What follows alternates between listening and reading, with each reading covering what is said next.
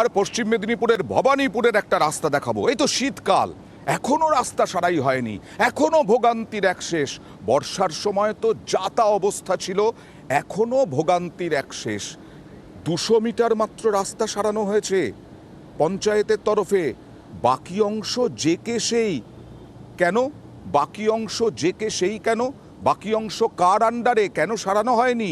কথা বলবো প্রতিনিধি দিগ্বিজয়ের সঙ্গে। দিগ্বিজয়, আমরা পশ্চিম মেদিনীপুর জেলার ডেবরা ব্লকের 1 নম্বর ভবানীপুর গ্রাম পঞ্চায়েতের ভবানীপুর প্রাইমারি স্কুল থেকে নারাজল যাওয়ার যে রাস্তা, এবং তোমাকে জানিয়ে রাখি এই অঞ্চল কিন্তু সবজি উৎপাদনে অনেক সক্রিয়।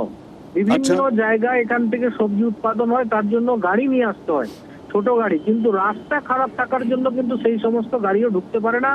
কয়েক বছর ধরে এইভাবেই বেহাল হয়ে পড়ে থাকে। বর্ষায় সকলের থেকে বড় সমস্যা হয়, এবং আরো একটি সমস্যা, যেহেতু একদম গ্রামীণ এলাকা, নদীর পাড়ের এই রাস্তা, সেক্ষেত্রে রাস্তাতে কিন্তু ধস নামে। এলাকাবাসীরা বারবার চাইছেন, বিভিন্ন জায়গায় পিটিশন দিয়েছেন, তারপরেও কিন্তু কোন রকম কোনো লাভ হয়নি। তারা চাইছে এই রাস্তা দ্রুত প্রশাসন সংস্কার করুক, কারণ এটা পঞ্চায়েত সমিতি বা গ্রাম পঞ্চায়েত লেভেলে যদি উদ্যোগ নেয় অবশ্যই করা সম্ভব হবে। যদিও 1 নম্বর গ্রাম পঞ্চায়েত ভবানীপুর গ্রাম পঞ্চায়েতের প্রধান জগন্নাথ মোল্লা জানিয়েছেন তিনি দেখবেন বিষয়টি। এলাকার মানুষজন যদি তাকে পিটিশন আকারে একটা লিখিত জমা দেন, তিনি সেটা উচ্চ পর্যায়েও নিয়ে যাবেন বলে বলেছেন। আনন্দা, আমি আসবো দিগ্বিজয় তোমার কাছে। সাধারণ মানুষ কি বলছেন দেখুন। দীর্ঘদিন ধরে এই অবস্থায় পড়ে আছে। এখানে মোরামও নেই, ঢালাইও নেই, মানে কোনো সারানোর কোনো ব্যবস্থাও নেই। আমরা একাধিকবার এখানে বলা হয়েছে পঞ্চায়েতকে, প্রধানকে, কিন্তু তাদের কাছে কোনো রকম আমরা সদুত্তর পাইনি।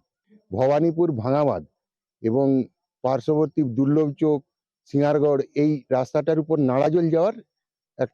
নাড়াজল ঘাট যাওয়ার একটা মেন রাস্তা। রাস্তা একদম পুরোপুরি বেহাল। বর্ষায় তো খুবই খারাপ অবস্থা ছিল। মানে আমাদের এমনি খালি পায়ে হেঁটে যাওয়াই মুশকিল হয়ে যাচ্ছিল। বাইক আর প্রচুর মেশিন ট্রলি এইগুলো সব চলাচল করে মানুষের। চাষিদের তো খুবই অসুবিধা হয়, বিভিন্ন জিনিসপত্র নিয়ে যেতে, বাজারজাত করতে খুবই খুবই অসুবিধার মধ্যে পড়তে হয়। দিগ্বিজয়, কতদিনের মধ্যে এই রাস্তা সারাই হবে জানতে চাই, এটা আমরা জানতে চাই। দেখো দাদা, ইতিমধ্যেই গ্রাম পঞ্চায়েতের প্রধান জগন্নাথ মোল্লা আমাকে একদিন আগে যোগাযোগ করেছিলেন। তিনি বলছেন যে রাস্তার খবর আপনারা তুলে ধরার জন্য এসেছিলেন এলাকায়, সেই রাস্তা আমি অলরেডি একটা গ্রাম পঞ্চায়েত লেভেলের স্কিমে দিয়েছি। যত দ্রুত সম্ভব আমরা চেষ্টা করছি ওই রাস্তাটাকে নতুন ভাবে তৈরি করে দেওয়া বা সংস্কার করে দেওয়ার। যত দ্রুত সম্ভব বলে কোনো কথা হয় না। আর এখন হচ্ছে তাড়াতাড়ি করুন, না হলে আমরা আবার খবর করব এবং আপনাদের আদ্যশ্রাদ্ধ করব। একদম।